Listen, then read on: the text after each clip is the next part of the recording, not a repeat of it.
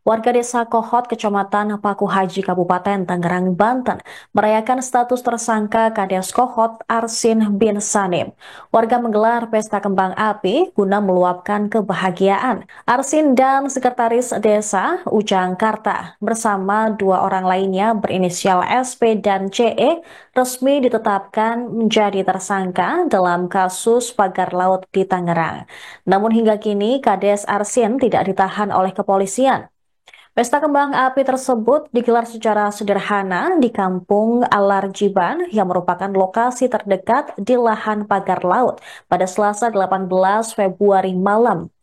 Mengutip Kompas.com, salah seorang warga tampak berusaha menyulut kembang api yang berada di atas kayu.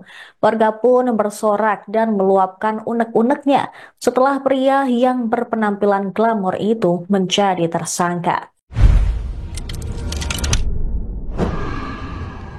Assalamualaikum warahmatullahi wabarakatuh. Waalaikumsalam warahmatullahi wabarakatuh. Alhamdulillahirabbil alamin. Pemirsa, kita memang ada di satu situasi negara kita yang sangat hancur-hancuran. Tetapi bagi orang yang beriman di seluruh dunia sedang berbahagia, sebentar lagi kedatangan tamu mulia. Marhaban ya Ramadan. Dan yang terakhir, kita sama berdoa, semoga Gaza, Palestina, dan seluruh dunia Islam siap untuk berjihad menghadapi kemungkinan yang dirancang oleh Israel dan kawan-kawannya. Bung kameramen mau baca berita apa nih? Baik, Bu Alfian. Amin ya rabbal alamin. Terima kasih Bu Alfian. Alhamdulillah kita bisa syuting kembali. Hari ini saya akan menyandingkan dua berita Bu Alfian. Yang pertama tentang Kades nih Bu Alfian, Desa Kohot. Semuanya dari Tempo. Yang pertama adalah Kepala Desa Kohot tersangka hingga Bareskrim Polri minta imigrasi lakukan cekal. Woi, kesannya serius banget kan. Di satu sisi lagi ada berita Kejagung mundur dari kasus pagar laut. Serahkan penyidikan sepenuhnya ke Bareskrim. Untuk respon awalnya bagaimana nih Bung Alfian? Padahal pagar laut lolos karena yang jaga polisi laut. Silakan Bung Alfian. Menyerahkan penanganan kejahatan pada penjahat. Jadi kita tidak punya kata lidah itu ya. Apakah memang mengarah kepada penyelesaian persoalan? Kenapa kasus yang terjadi di 16 kecamatan hanya di-TO-kan kepada seorang kepala desa? Itu satu.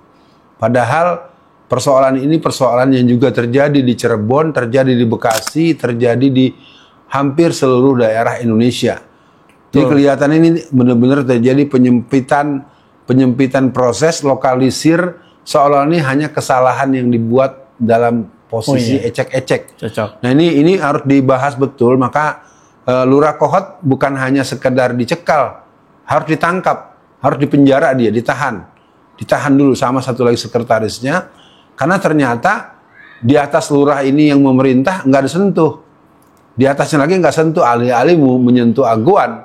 Ya, aguan kelihatannya kejauhan. Ya, Bung Alfian. Setuju banget saya dengan kalimat Bung Alfian. Penyelesaian masalah ya Bung Alfian.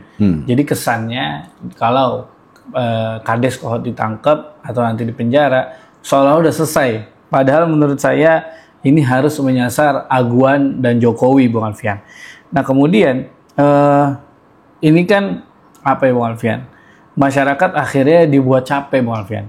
Kita minta kan PSN itu dicabut Bung Alfian, tapi nggak dicabut-cabut, malah teriak hidup Jokowi. Jadi mungkin di sesi tengah ini, ya mungkin kita perlu bersyukur juga Bung Alfian. Salah satu pintu kecil Kades Kohot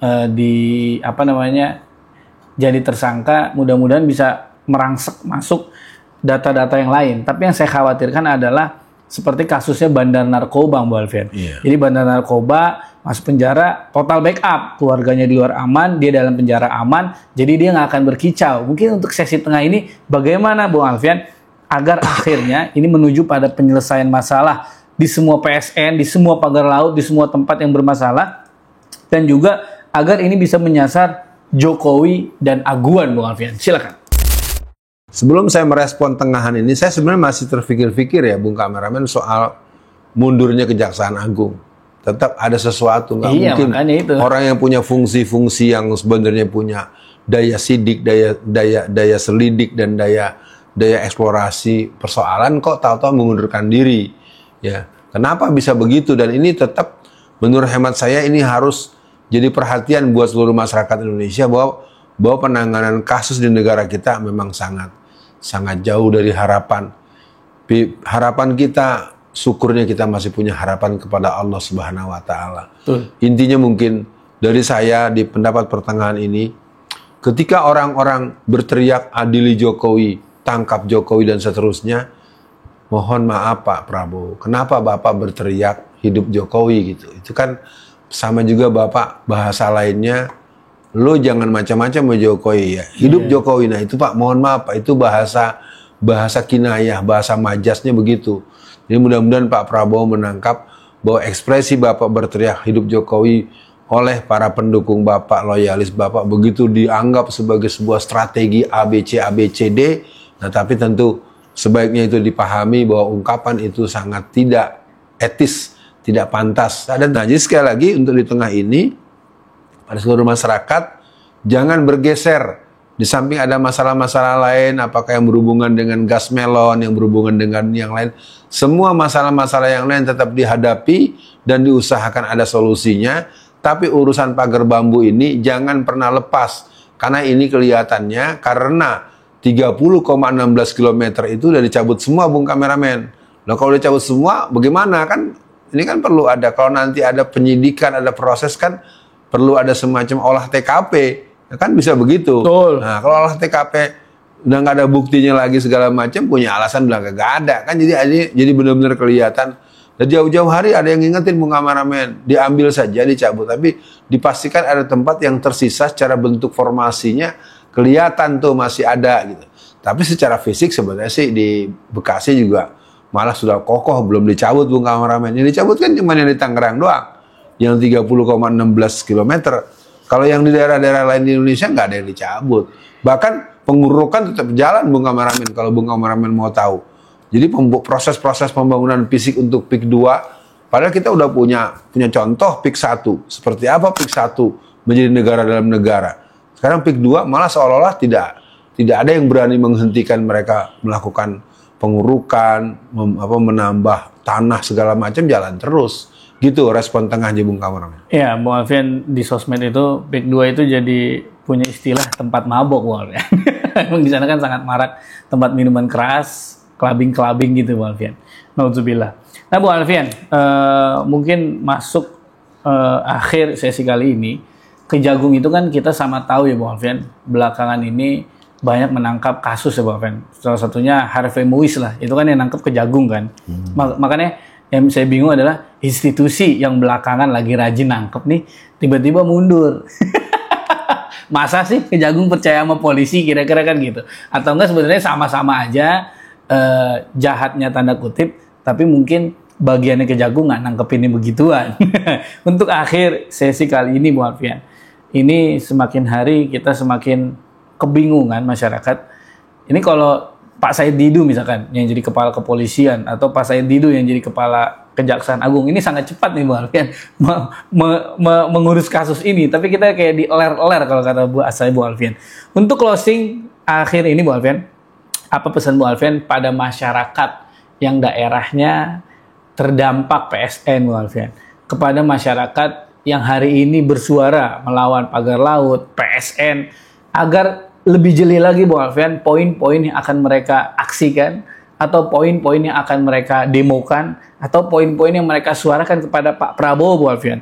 Jangan nanti ujungnya Pak Prabowo merasa, oh nggak ada laporan kok seperti itu. Untuk closingnya silakan Bu Alfian. Dalam sebuah video berdurasi 9 menit, Pak Suripto, orang yang punya otoritas bidang intelijen, itu menerangkan panjang lebar tentang betapa sedang terjadinya proses penjajahan secara terang-terangan. Yang itu beliau mengatakan jangan dibiarkan, itu satu. Yang kedua, kepada para masyarakat Indonesia, cobalah untuk sedikit menjadikan Ramadan ini sebagai waktu untuk muhasabah. Tolong tanyakan bagaimana nasib anak di belakang kita nanti, anak-anak kita. ma ta'buduna min ba'di. Bagaimana nasib anak-anak kita dengan penanganan negara seperti ini, dengan keuangan negara yang ancur-ancuran, dengan efisiensi telah menimbulkan PHK di mana-mana, dan dengan enak saja dalam merespon Indonesia gelap itu, orang yang bernama Luhut menyebut-nyebut bahwa lowongan kerjaan ini cuman lowongan buat 29 orang aja dibangga-banggain. Saya dengar itu, kita telah memberikan tempat buat 29 orang mengambil tugas ini. Sementara ratusan ribu jutaan yang diambil alih oleh orang-orang Cina itu tidak dianggap persoalan. Nah, kepada para ulama juga diharapkan di penghujung hari ini, ayo dong bersuara. Anda punya kewajiban memberikan pemahaman konsepsi ketuhanan. Anda juga mendapatkan tugas untuk menjelaskan konsepsi dan fungsi kemanusiaan, fungsi sosial, dan fungsi amar ma'ruf nahi mungkar.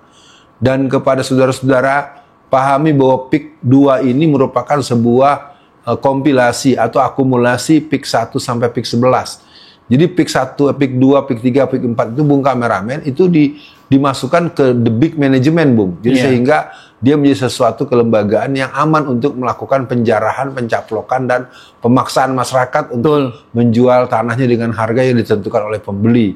Dan terakhir, mari kita ingat pesan, sesal dahulu pendapatan, sesal kemudian tidak berguna. Kelalaian kita hari ini akan jadi sengsara generasi di belakang kita. Ayo Bung, rebut kembali, jaga kedaulatan NKRI, usir penjajah-penjajah dari Cina.